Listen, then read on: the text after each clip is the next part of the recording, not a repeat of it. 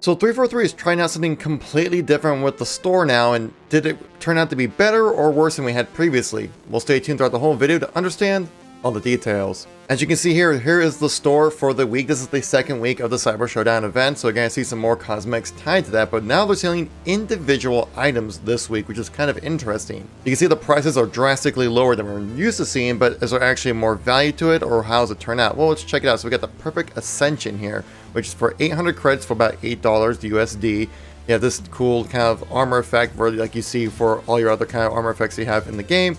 Pretty interesting stuff right here. It does look actually kind of sweet, not gonna lie.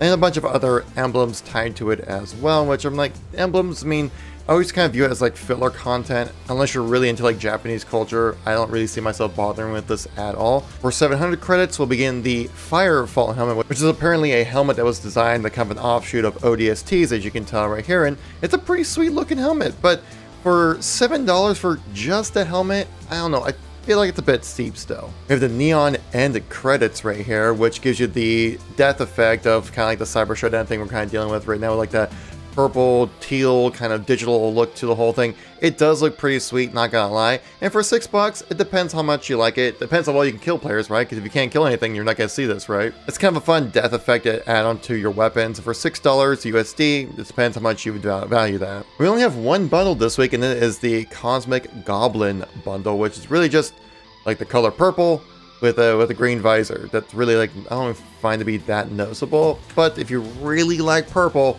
and you really like the green visor for 400 credits, this bundle could be yours as well. So how does this really compare to last week? Is it any better or just different? Well, let's take a look. Because if you guys remember, the Neon Beat, which is like one of the bigger bundles, had an armor effect along with a visor that they charged for $10. For this week, they're just doing an armor effect for $2 less at $8 or 800 credits.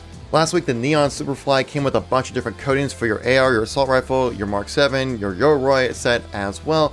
And on top of that, all your different vehicles like your Warhogs and things like that. So I actually bought into this one. I thought it was a pretty good bundle. It had some pretty good variations to the whole thing. Gave you a stance and a new visor and stuff like that as well, all for 1,200 credits. And for half that price, you get a death animation, so it's kind of just different. I don't really know if it's even better. Also for last week, we had the Zodiac River, which came with a bunch of different coatings for your vehicles, as well as different tires for your Warhog. Well, for this one, for 700 credits, you get like an ODST-like helmet. So for me personally, I don't think I'll be picking up anything this week in the store. I feel like some of these individual items might be a little too expensive, but they actually kind of dropped the price on a few things because they kind of cut some of the fat when it came to the padding of some of the content, like adding in new emblems and things like that. I do like how we have individual items available for purchase, but I would like to see possible like individual items alongside with the different bundles. So for me personally, 800 credits for an armor effect, not really worth it to me. 700, definitely not worth it for the helmet. 600 credits for the death effect is kind of worth it for me just because you see that every time you kill a player, right? And for 400 credits, the Cosmic Goblin came with the purple coating and also a visor. Not that interesting to me, so I'm not gonna bother with this either. So for this week, I would kind of call it a miss, but I think it's kind of a step in the right direction. We'll get to the right point eventually, I feel. Now, 343 did state that they're gonna be trying out different things when it comes to the store and, you know, mixing in bundles, mixing in some individual items, changing up the pricing and things like that.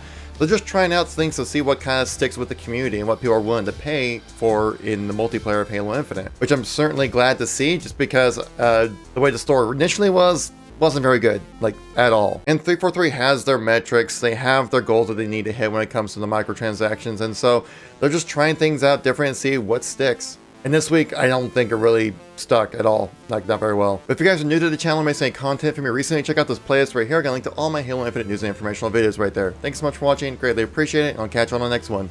Peace out.